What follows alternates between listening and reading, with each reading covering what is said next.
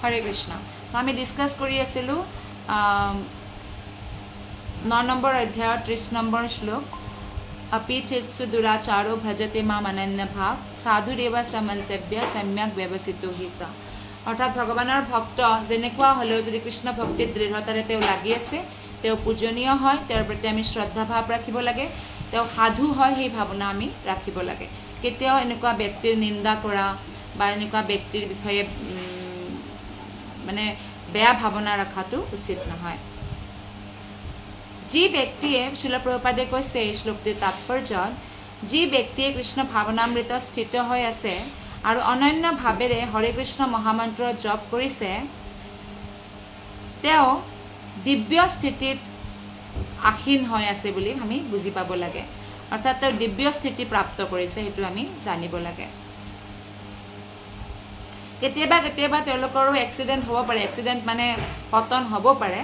কাৰণ এই মায়াৰ বহুত প্ৰবলতা আছে এই ভৌতিক সংসাৰত তথাপিও আমি তেওঁলোকক কি কৰিব লাগে দিব্য বুলিহে গণ্য কৰিব লাগে সাধাৰণ বুলি ভাবিব নালাগে কাৰণ আপুনি চাওক এই সংসাৰত কিমান মানুহ আছে কিমানেনো কৃষ্ণৰ প্ৰতি আকৰ্ষিত হৈছে আৰু শাস্ত্ৰ যদি পঢ়ে কৃষ্ণ বিষ্ণু ৰাম অৰ্থাৎ বিষ্ণু তত্ত্ব যি আছে যিমান অৱতাৰ আছে তেওঁলোকৰ ভক্তি নকৰা কয় এজনেই হয় তেওঁৰ ভক্তি নকৰা কয় আমি ভগৱত ধামত প্ৰৱেশ কৰিব নোৱাৰো বাৰে বাৰে জন্ম মৃত্যুৰ আমি কবলত পৰিব লাগিব আৰু ইতিমধ্যে এই জন্মটো যে আমি পাইছো কিমান যে জন্ম মৃত্যুৰ কবলত পৰি আহিছো তেনেহলে সেই জন্ম মৃত্যুৰ পিছত যেতিয়া আজি যদি আমি কৃষ্ণ ভক্তি পাইছো তে পানীত বলে ভাহি আছিলো এডাল বলে আমি গছ পালো আশ্ৰয় হিচাপে পানীৰ পৰা ওলাবৰ কাৰণে তাতে ধৰি বলে আমি পানীৰ পৰা ৰক্ষা পৰিলো ঠিক তেনেদৰে এই সংসাৰখন ভৱসাগৰ হয় আৰু ভৱসাগৰৰ পৰা উদ্ধাৰ পাবৰ কাৰণে আমি ভক্তৰ আমাৰ সংগতিৰ দৰকাৰ হয় সাধুৰ এব শব্দটো অত্যন্ত প্ৰভাৱাত্মক হয় এই শ্লোকটিত অভক্তক সাৱধান কৰে কৃষ্ণই এই শ্লোকটিৰ জৰিয়তে যে কোনো ভক্তৰ যদি আকস্মিক পতন হয় যিকোনো কাৰণত হ'ব পাৰে মানে নহয় কাৰণ সংগতি বেয়া হলেও পতন হয় সেই আকস্মিক পতনৰ কাৰণে যাতে ভক্তৰ কোনে উপহাস নকৰে মানে মজাক উৰানা বুলি যে কয় বেয়া কথা কোৱা নিন্দা কৰা ঠাট্টা কৰা এনেকুৱা হাঁহি উৰুৱাই দিব নালাগে কৃষ্ণৰ ভক্ত কোনো সাধাৰণ নহয় সেই কাৰণে কৃষ্ণ ইয়াতে এই শ্লোকটিৰ মাধ্যমেৰে আমাক সাৱধান কৰি দিছে তেতিয়াও কৃষ্ণ ভক্তক সাধু বুলি গণ্য কৰা উচিত মন্তব্য শব্দটো এইটো বহুত বলশালী শব্দ এই শ্লোকটিত মন্তব্য মানে মই এনেকুৱা মানুহ ভগৱান গুটেই যিমান লোক আছে ত্ৰিলোক নহয় যিমান ব্ৰহ্মাণ্ড আছে যিমান আধ্যাত্মিক বৈকুণ্ঠ জগত আছে সকলোৰে কি হয় ৰজা হয় ভগৱানে সকলোকে কন্ট্ৰোল কৰে কোনোবাই যদি বেছি অহংকাৰ কৰিছে বেছি তাৰ হেই হৈছে ভগৱানে তাকো কন্ট্ৰোল কৰিব যেনেকৈ হিৰণ্যকশিপুক মাৰিলে ৰাৱণক মাৰিলে কংসক মাৰিলে গতিকে ভগৱানে যেতিয়া কৈছে এইটো মোৰ মন্তব্য যে মোৰ ভক্তৰ যদি কেতিয়াবা আকস্মিক পতনো হয় তথাপিও গোটেই সংসাৰে সেই ভক্তক সাধু বুলি গণ্য কৰিব লাগে নহলে তাহাতৰ সৌভাগ্য দুৰ্ভাগ্যত পৰিণত হৈ যাব এনেকৈ কোৱা হৈছে সেই কাৰণে এইটো বহুত বলশালী শব্দ মন্তব্য কাৰণ কৃষ্ণই কৈছে এইটো মোৰ মন্তব্য হয় যেনেদৰে আমাৰ গোটেই অসম ৰাজ্যতে যদি কোনোবাই মুখ্যমন্ত্ৰীয়ে কয় যে এইটো মোৰ মন্তব্য বা কিবা ৰুল তেওঁ এপ্লাই কৰে এইটো বহুত পাৱাৰফুল হয় এনেকৈ চাওক যে ৰজাৰো ৰজা কৃষ্ণই যদি কিবা কৈছে কিমান পাৱাৰফুল হ'ব আৰু যদি কোনোবাই এই নিয়মটো নামানে আৰু ভক্তৰ পতনৰ কাৰণে তাক ভক্তক ঠাট্টা কৰে নিন্দা কৰে বেয়া কথা কয় তেওঁ ভগৱানৰ আজ্ঞা অৱজ্ঞা কৰিলে নিশ্চিত ৰূপে তেওঁ জমপুৰি যাব 100% বহুত কষ্ট পাব নৰসিংহ পুৰাণত এটা শ্লোক আছে ভগৱতী চাহৰৱনন্য চেতা ভৃষমলিনোপি বিৰাজতি মনুষ্যঃ নাহি শশকলু সচ্চাবিঃ কদাচিৎ তিমিৰ পৰাভবতামুপৈতি চন্দ্ৰঃ যদি ভগৱত ভক্তিত তৎপৰ ব্যক্তিয়ে কেতিয়াবা ঘৃণিত কাৰ্যও কৰে তেনেহলে এই কাৰ্যক আমি এই থাকে যে শহাপহু খৰগোশ বুলি কয় হিন্দীত শহাপহুৰ গাত যে দাগ থাকে কেতিয়াবা সেই দাগ বুলি ভাবিব লাগে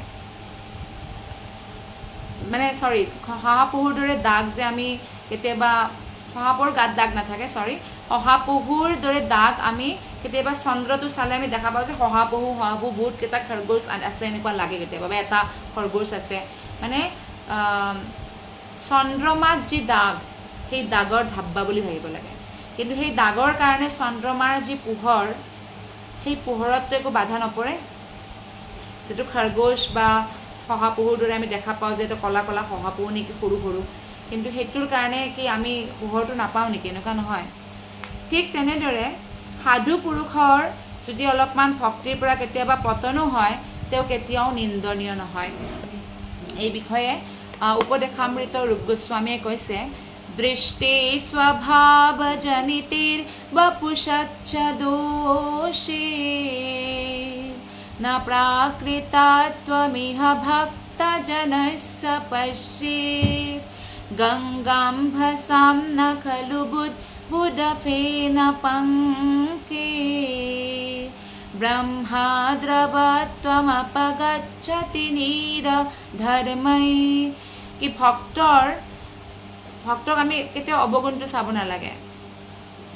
ভৌতিক দৃষ্টিৰে চাব নালাগে কি আৰে ভক্ত হয় কিন্তু বেমাৰীয়ে হৈ থাকে দেখোন আৰে এই ভক্ত দেখোন দেখাত বিৰাট বেয়া হয় এই ভক্তজন পংগু হয় এই ভক্তজন দুখীয়া হয় এনেকৈ চাব নালাগে বা এই ভক্তৰ ভিতৰত এইটো অৱগুণ আছে এনেকৈ চাব নালাগে কৃষ্ণই হাত দিছে ন এইটো শ্লোকত যদি আমি এনেকৈ চাওঁ ভক্তক তেতিয়া আমাৰ অপৰাধ হয় কাৰণ কোনো ভৌতিক দৃষ্টিৰে আমি যদি চাওঁ তেনেহ'লে সেইটোৰ দুৰ্ভাৱনাৰ কাৰণে আমাৰ পিছত কৰ্মফল বেয়া হৈ যায় উদাহৰণ দিছে ৰূপ গোস্বামী পাদে যিদৰে গংগা নদীত যেতিয়া বহুত বৰষুণ দিলে মাটি হৈ যায় গংগা নদীৰ পানী বা ফেন আহি যায় তথাপিও সাধুসকলে তাতে স্নান কৰে নিন্দা নকৰে গংগা নদীৰ ভৌতিক দৃষ্টিৰে নাচায় ঠিক তেনেদৰে বুদ্ধিমান ব্যক্তি কেতিয়াও ভগৱানৰ ভক্তক ভৌতিক দৃষ্টিৰে নাচায় কাৰণ ভগৱানে এইটো শ্লোকটো মানা কৰিছে কিন্তু ইয়াৰ অৰ্থ এইটোও নহয় যে আমি দেখোন ভক্ত আমি যদি কেতিয়াবা নিন্দনীয় কাৰ্য কৰিম তেনেহ'লে আমাক আচলতে সবে সন্মান কৰিব